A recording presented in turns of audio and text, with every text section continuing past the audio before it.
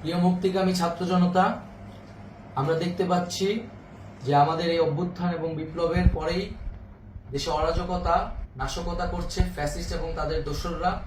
আমরা দেখতে পাচ্ছি যে বিভিন্ন জায়গায় এখন গোলাগুলি চলছে, মন্দিরে হামলা হচ্ছে এবং নাশকতা ও লুটপাট করছে।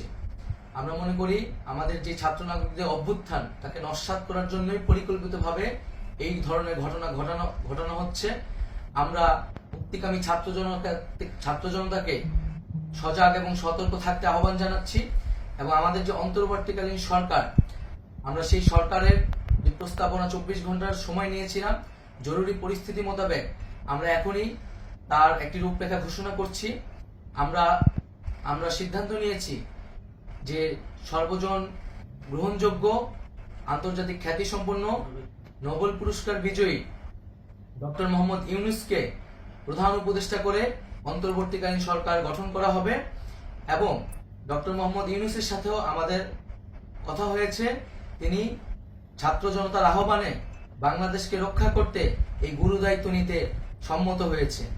আমরা সকালের মধ্যেই আমরা এই সরকার গঠনের প্রক্রিয়া দেখতে চাই।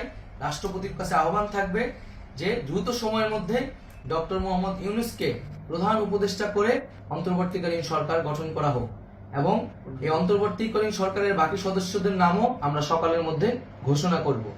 প্রিয় বন্ধুগণ, দেশে যে অরাজকতা চলছে, মানুষের জীবনের নিরাপত্তাহীনতা চলছে, সেজন্য আমরা রাষ্ট্রপতির কাছে আহ্বান জানাচ্ছি দেশে আইন শৃঙ্খলা পরিবেশ ফিরিয়ে আনার জন্য দ্রুত সময়ের মধ্যে কার্যকর ব্যবস্থা নিতে হবে এবং আইন শৃঙ্খলা বাহিনীকে সহযোগিতা করার জন্য মুক্তিকামী ছাত্র জনতাও রাজপথে থাকবে এবং অন্তর্বর্তীকালীন সরকার গঠন না হওয়া পর্যন্ত মুক্তিকামী ছাত্র জনতাকে রাজপথে থেকে তাদের যে অভ্যুত্থান, সেই অভ্যুত্থানকে রক্ষা করতে হবে।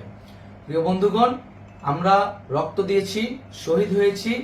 আমাদের যে প্রতিশ্রুতি একটি নতুন বাংলাদেশ গঠন করার জন্য, সেটিকে আমাদের অবশ্যই বাস্তবায়ন করতে হবে এবং অবশ্যই ছাত্র জনতার প্রস্তাবিত সরকার বাদে কোনো ধরনের সরকার কিন্তু মেনে নেওয়া হবে না।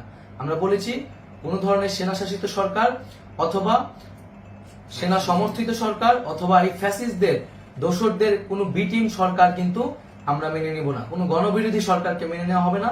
ছাত্র জনতার অভ্যুত্থানকারী যে প্রস্তাবিত সরকার, অন্তর্বর্তীকালীন সরকার, যেটা আমরা সিদ্ধান্ত উপনীত হয়েছি ডক্টর মোহাম্মদ ইউনূসকে প্রধান উপদেষ্টা করে এই সরকার গঠন করা হবে, সেই সরকারকেই বাস্তবায়ন করতে হবে অবিলম্বে।